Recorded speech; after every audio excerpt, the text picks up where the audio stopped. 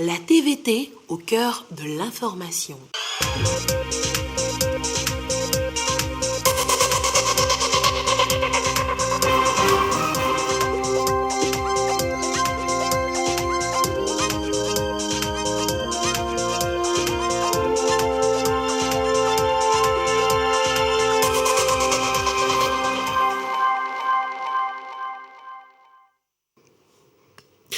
Les élus locaux s'approprient le concept de développement participatif. 2 ans après leur installation, un guide d'élaboration de plans de développement communal est élaboré. Le document leur est présenté. Dans cette édition, vous prendrez vous aussi connaissance des grandes lignes.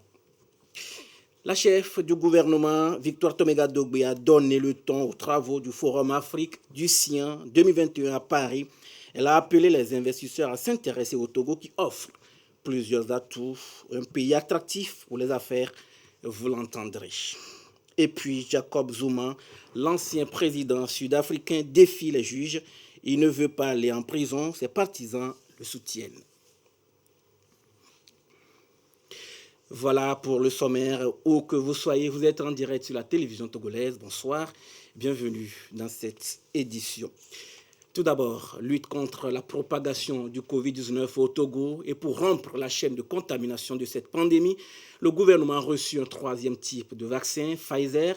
À partir de mercredi 7 juillet, ce vaccin sera administré aux Togolais. Il vient compléter la liste d'AstraZeneca et de Sinovac. Les précisions avec Gerson Dovo.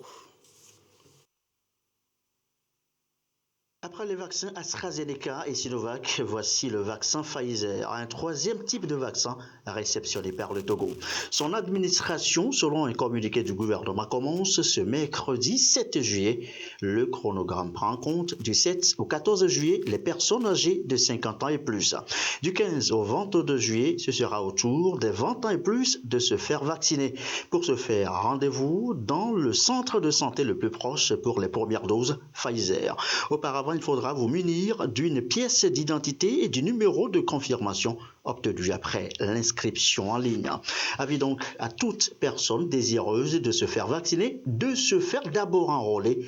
C'est à ce numéro étoile 844 dièse ou sur le site http://vaccin.covid19.gouv.tg.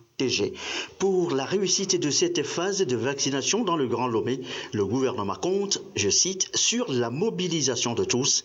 L'atteinte de l'immunité collective est à ce prix. Et je vous donne la situation de la pandémie au nouveau coronavirus à ce jour. Le nombre de cas confirmés est de 14 069, 30 nouveaux cas depuis hier. Le nombre de personnes guéries est de 13 535, 4 nouveaux guéris depuis hier. Le nombre de cas actifs est de 403 et le nombre de décès est malheureusement de 131. Un nouveau décès depuis hier, un communiqué rendu public par le ministre en charge de la Santé, le professeur Moustapha Mejiawa. Le territoire togolais de plein pied dans la communalisation. Il y a 2 ans déjà que le processus de décentralisation a pris corps avec les élections municipales. À Dapaon, les élus locaux se familiarisent avec le guide national d'élaboration d'un plan de développement communal, le PDC. Le contenu du document avec Gérard Lagoudou. Les élus locaux de la préfecture de Tone s'approprient activement ici à Dapaon le contenu du guide national d'élaboration d'un plan de développement communal, un outil de planification harmonisé et adapté aux défis de l'heure. Quand le PDC de 2014 est venu, donc il a harmonisé les points de vue, mais avec les nouveaux thèmes émergents, donc il fallait prendre en compte également le nouveau PND, donc les ODD, la feuille de route gouvernementale, donc ce qui a fait que il y a les nouveaux paradigmes aussi qui sont apparus, tels que l'emploi des jeunes, donc le dividende économique, les changements climatiques, la gestion des ressources, les transports, etc. Donc tout ça, là, il fallait repenser en compte dans le nouveau guide de 2021 pour que les communes puissent maintenant mettre à profit leur planification communale et élaborer de bons PDC. 2 importantes communications ont meublé la rencontre pour amener les participants à mieux se familiariser avec ce document en matière de développement communal. La première communication va porter essentiellement sur le guide d'élaboration des PDC lui-même. comment est-ce que ce guide il a été élaboré, comment il a été structuré, comment il va être utilisé. La deuxième communication va porter sur les acteurs. Nous allons essayer de voir quels sont d'abord ces différents acteurs qui doivent être impliqués dans cette démarche de planification et maintenant surtout identifier et partager les rôles de chacun de ces acteurs. Les travaux sont financés par l'Union européenne et le ministère fédéral allemand de la coopération économique et mis en œuvre par la GIZ dans le cadre du programme Décentralisation et gouvernance locale Prodégol. Chaque commune est repartie avec un exemplaire du dit document. Vous l'auriez constaté dans nos précédentes éditions, le prix du maïs a flambé sur les marchés et l'ANSAT a ouvert les stocks pour amortir l'effet de cette spéculation au profit et bien entendu des consommateurs. Rendons-nous dans la région des Savanes où rien n'a bougé, et que ce soit sur le marché ou encore dans les magasins de l'ANSAT. Les prix n'ont pas varié sur le marché, mais l'affluence n'est pas aussi celle des grands jours devant les magasins de l'ANSAT. Constat sur place avec Gérard Lagoudou. Le marché des céréales s'est animé ces derniers jours au rythme de spéculation, notamment le maïs au Togo. Mais dans la région des Savanes, la réalité est tout autre. En plus des marchés où les prix n'ont pas flambé, l'Agence nationale de la sécurité alimentaire du Togo, ANSAT, a ouvert son magasin de stockage pour répondre à la demande des populations. Mais l'affluence est faible. Le bilan du 1er au 30 juin est dérisoire. Environ 2 sacs de 50 kg de céréales sont vendus par jour. C'est insignifiant. Actuellement, nous avons encore dans nos magasins plus de 1566 tonnes. À l'ANSAT, le sac de 50 kg est à 9500. Par rapport au marché, le sac, vous prenez un sac de 50 kg qui est au-delà de 12 000. Chez les producteurs, les greniers tiennent encore debout et même sur le terrain, les achats de céréales se poursuivent. À Ogaro, Gando, Mandjouri et bien d'autres localités, 318,5 tonnes de céréales viennent d'être achetées par l'ANSAT et les premières décharges arrivent au magasin. Aujourd'hui, l'ANSAT a vu le prix de l'achat à la hausse, ce qui était 160 francs le kilo, est revenu à 170 francs.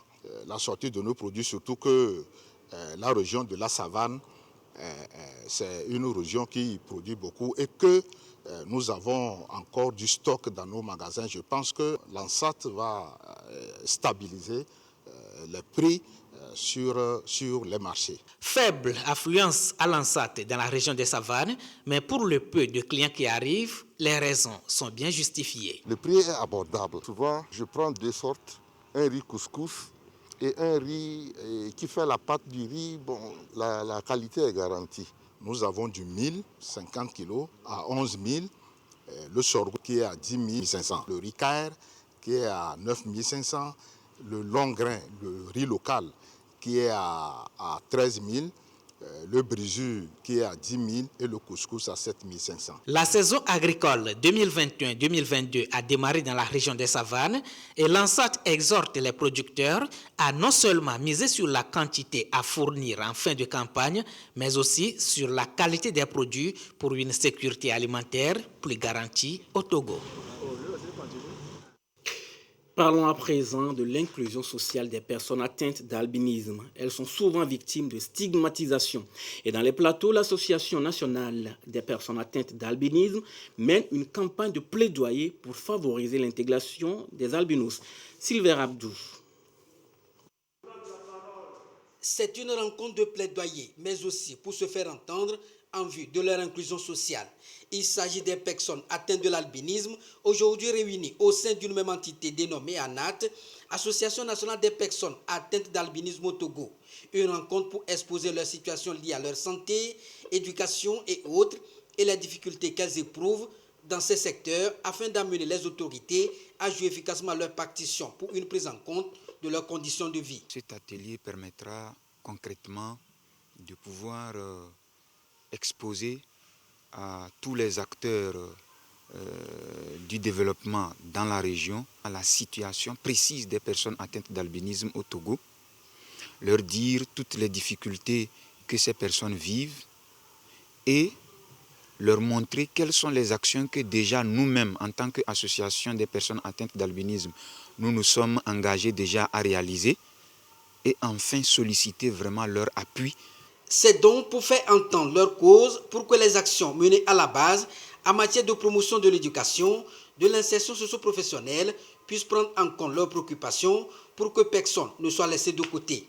Nous devrons saluer l'engagement des personnes atteintes d'albinisme pour se faire entendre, se faire connaître leurs difficultés liées surtout aux problèmes de soleil en rapport avec leur peau, en rapport avec leurs yeux, les difficultés dans les salles de classe, les difficultés en matière de santé, les difficultés de prise en charge et auxquelles s'ajoute malheureusement la stigmatisation.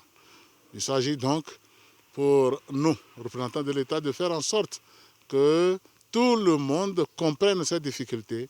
La rencontre intervient dans le contexte de la célébration de la 7e édition de la Journée internationale de sensibilisation à l'albinisme, un créneau pour appeler les uns et les autres à une prise de conscience face à cette couche de la population.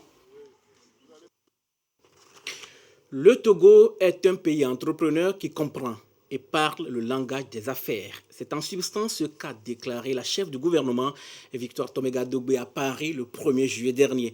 Et c'était à l'ouverture du Forum Afrique du Sien 2021, Conseil français des investisseurs en Afrique. La chef du gouvernement a ouvert les travaux de ce forum. Adolphe Paka, précision. Des entreprises d'Afrique et de France se retrouvent à ce rendez-vous particulièrement exceptionnel à un moment où le monde sort difficilement de la crise mondiale impactée par la Covid-19. À Paris, ce 1er juillet, le Forum Afrique du Sien, Conseil français des investisseurs en Afrique 2021, a tenu ses promesses. C'est un nouvel espoir qui naît pour le monde macroéconomique entre les investisseurs français et le monde des affaires en Afrique avec son thème qui en dit long, les entreprises en Afrique, un nouveau pacte pour la relance. Et lorsque Madame le Premier ministre togolais monte au panel pour donner le ton à cette rencontre, c'est pour présenter le Togo comme la destination privilégiée de tout investisseur en Afrique. Quand nous disons Togo, terre d'investissement, c'est que nous y croyons, nous sommes déjà dans l'action. Venez constater par vous-même ce qui se passe au Togo et je suis sûr que vous y trouverez votre place. Cette rencontre de haut niveau a connu la participation de plusieurs délégations africaines et d'éminentes personnalités, dont le ministre français de l'économie et le président de la BAD. Des échanges sont éloquents et fructueux, allant de l'exploitation des pistes de financement pour la relance en Afrique aux engagements et résultats, passant par les ambitions de chaque pays. Le Togo a présenté sa vision de transformation agro-industrielle avec en clé de voûte la PIA, plateforme industrielle d'Adeti Copé et le mix énergétique. Je suis en train, avec Africa SMB, le cabinet, de préparer 5 dossiers d'investissement pour le Togo. J'ai trouvé dans cette présentation des raisons d'espérer. On a là toutes les raisons pour dire aux investisseurs, Invest in Togo, c'est maintenant. Le Togo est en tête de liste parce que c'est un pays qui a une vision, qui a une stabilité, c'est très important. Et enfin, l'équipe de direction de ce pays est une équipe de qualité tournée vers le progrès. Et donc, au fond, c'est beaucoup de facteurs qui peuvent attirer les entreprises. Le Togo séduit grâce aux efforts engagés ça et là pour le rendre attractif et moderne, tout en créant des emplois à la jeunesse, conformément aux engagements du gouvernement dans sa feuille de route quinquennale. Notre objectif au Togo, c'est de créer des emplois locaux pour notre jeunesse et transformer l'économie togolaise pour un développement inclusif. Et donc, je voudrais inviter tous les investisseurs à se joindre à nous pour pouvoir réaliser cet objectif pour le Togo.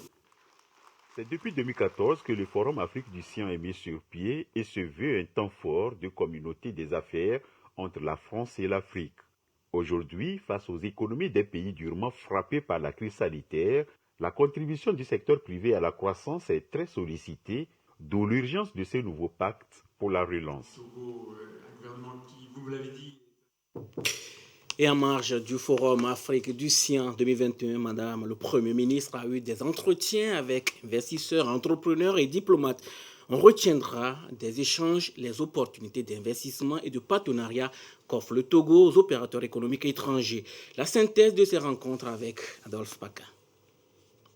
La présence du Premier ministre, chef du gouvernement Victoire Tomiga-Dogbe au Forum du Sion, Conseil français des investisseurs en Afrique 2021, a été une opportunité pour le monde des affaires de prendre la balle au bond.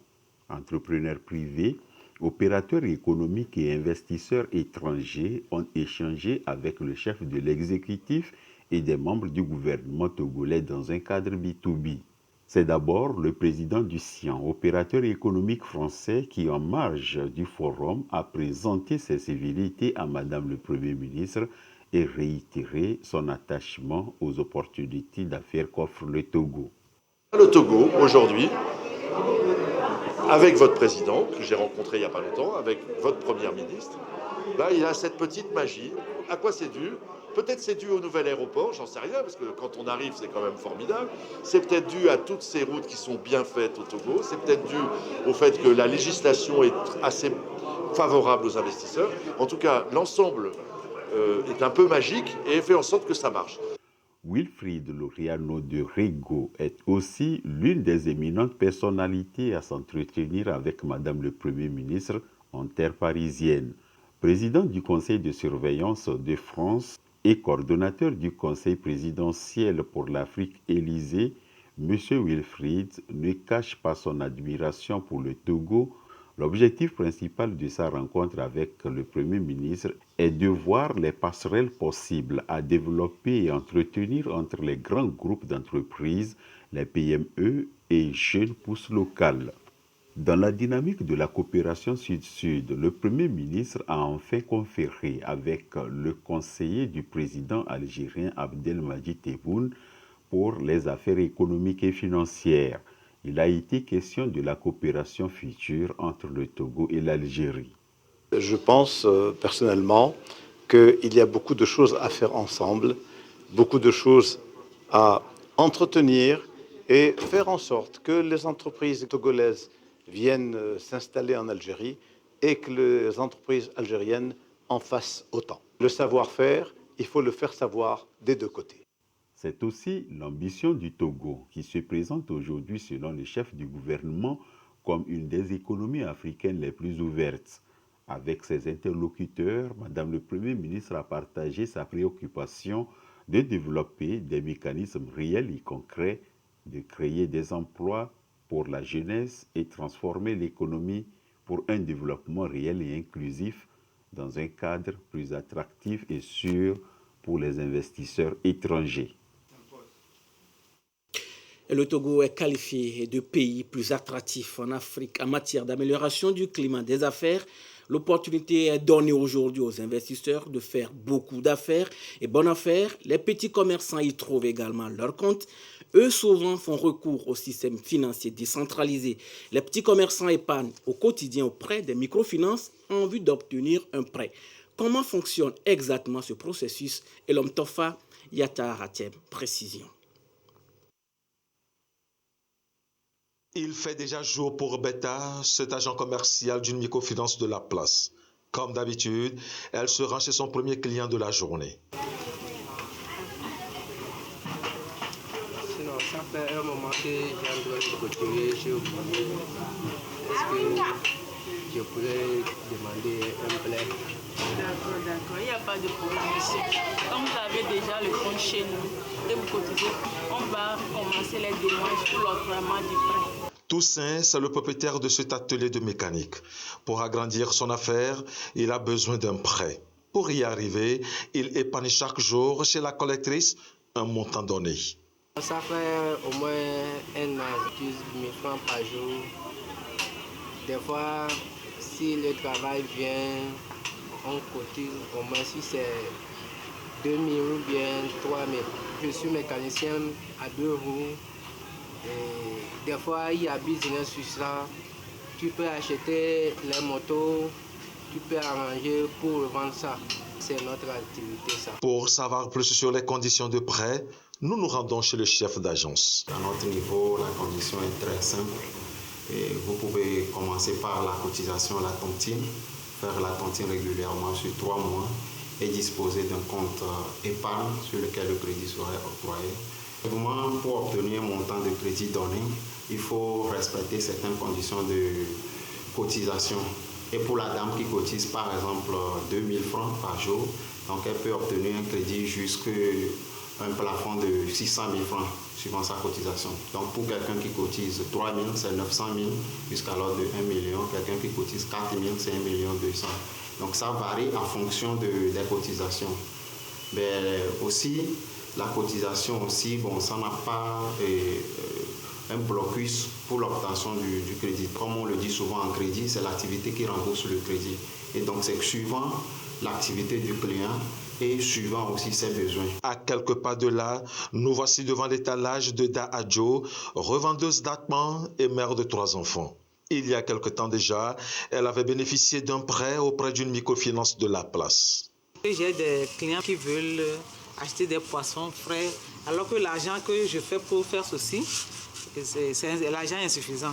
Donc je suis dirigé vers la microfinance pour avoir mon petit prêt. Pourquoi s'adresser aux microfinances plutôt que d'aller vers les banques? Les microfinances, c'est pour nous, parce que nous ne pouvons pas aller au niveau des banques. Et donc, ce qui veut dire que sans cette microfinance, je ne serais pas ici. Donc, moi, je vais dire que vraiment, les microfinances nous apportent beaucoup de choses. Ils sont nombreux, comme Da Adjo, à avoir recours aux microfinances plutôt que les banques, où les conditions de prêt sont beaucoup plus complexes. Et c'est là justement qu'interviennent les microfinances. Beaucoup de revendeurs et revendeuses sur le marché y trouvent leur salut. Et comme pour dire, il n'y a pas de sous-métier, il suffit juste de se battre. Hors du Togo, direction Burkina Faso, plusieurs milliers de manifestants ont marché contre l'insécurité ce samedi. Les mouvements de colère se multiplient dans le pays depuis l'attaque djihadiste qui a touché le village de Solan le 5 juin dernier, faisant plus de 130 morts.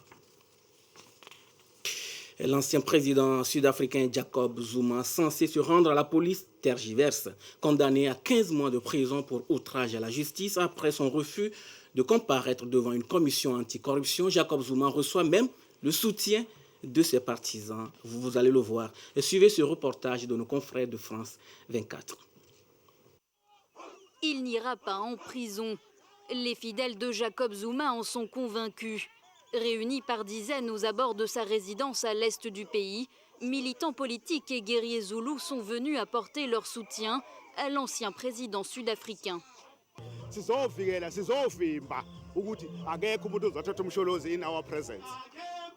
Jacob Zuma doit pourtant se constituer prisonnier d'ici la fin de la journée dimanche. C'est ce qu'avait décidé la justice mardi dernier, le condamnant à 15 mois de prison pour outrage à la justice. L'ancien leader, lui, n'a pas l'intention de se rendre. Coup de théâtre, ce samedi, il a obtenu le réexamen de sa condamnation par la Cour constitutionnelle, avec une nouvelle audience prévue le 12 juillet. Mais selon les experts, cette décision n'est pas suspensive et Jacob Zuma doit tout de même se présenter à la police. Pour ses proches, en revanche, il ne purgera jamais sa peine. They can give Zuma 15 months, they can give Zuma 24 months, or they can give Zuma 100 months. He's not going to even serve 1 day or one minute of that. Âgé de 79 ans, Zuma avait évoqué des problèmes de santé et la pandémie de Covid-19 lors de son recours. Jugé pour corruption, extorsion et blanchiment d'argent, l'ancien président a comparu devant la justice pour la première fois en mai. Ce dernier plaide non coupable et dit être victime d'un procès politique. Retour au Togo, si hier, il y a des métiers uniquement réservés aux hommes et ce spécifiquement aux femmes. Aujourd'hui, la tendance est tout autre. Hommes ou femmes, on peut tout faire. L'essentiel, c'est d'avoir la volonté de réussir. Notre équipe est allée à la découverte de 2 personnes, une bouchère et un maquilleur. Dans quel état d'esprit travaille-t-elle? C'est un portrait croisé signé Marie-Ange Ebida, Reine Abiata et Dodo Harry. À Goyassieye à 9h ce matin. Le marché bat déjà son plein. Clients et revendeurs vont et viennent. Chacun s'empresse à vaquer à ses occupations. À l'entrée du marché à pas pressé, Aïcha, 25 ans, bouchère depuis sa tendre enfance, elle a appris le métier aux côtés de sa grand-mère, toute petite. Ce métier, bon, nous, chez nous, les femmes aussi le font. J'ai grandi avec ma grand-mère et c'est ce qu'elle fait comme métier pour prendre soin de moi, tout ça. Là. Donc, moi aussi, je me suis intéressée par ça. Quoi. Et ça me plaît. Moi, si je suis ici aujourd'hui, c'est parce que je vais inviter les femmes à me rejoindre parce que c'est un métier noble. À l'inverse d'Aïcha, Dodo, jeune homme de 30 ans, s'illustre, lui, dans un secteur d'activité plutôt réservé aux dames, le make-up. Une passion pour ce père de famille qui passe ses journées à rendre beaux les visages de ses clientes. Quand j'avais décidé d'exercer dans ce métier-là, il y avait un de mes grands frères là, qui s'est imposé pour dire non, c'est le métier des femmes, que je ne devais pas le faire. Mais à la fin, comme c'est ce que moi j'aime et c'est ce que je veux faire, vu que je le faisais depuis aussi, donc il a tout de suite compris, j'avais pas eu de problème. Plutôt que de se diriger vers les hommes pour leur kilo de viande, ils sont beaucoup de clients à préférer Aïcha, sans doute attirés par la jeune fille au couteau agile et adroit. Je viens acheter la viande chez Madame Aïcha et la partie que je cherche, c'est la partie là elle me vend. Maintenant, les femmes aussi se battent. J'emmène mes amis aussi pour acheter la viande chez elles. La jeune dame, j'aime vraiment ce qu'elle fait. Elle respecte aussi sa clientèle. Beaucoup de personnes peuvent s'inspirer d'elle. Quand je la vois travailler là, ça me fait beaucoup plaisir. Nous, on veut que tout le monde travaille, quoi. Les filles, les garçons, du coup, là, les travail des filles d'abord, les garçons, c'est pas logique. Il faut que tout le monde fait tout le temps pour travailler. La réputation de Dodo réside dans ses coups de pinceau dans le visage de ses clientes. Marie-Reine en a eu vent par l'une de ses copines. Un coup d'essai et la voici, l'une des clientes fidèles du maquilleur.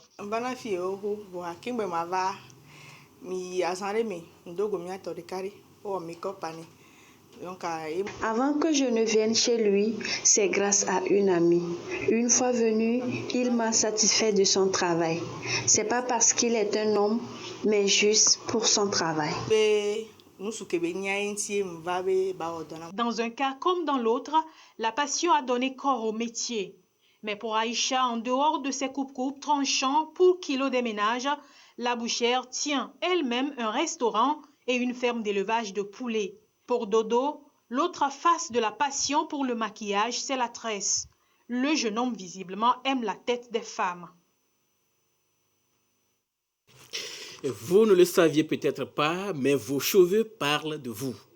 Des tresses en noir ou en couleur, des choix particuliers qui procurent à madame une joie et peut-être sûrement une paix intérieure.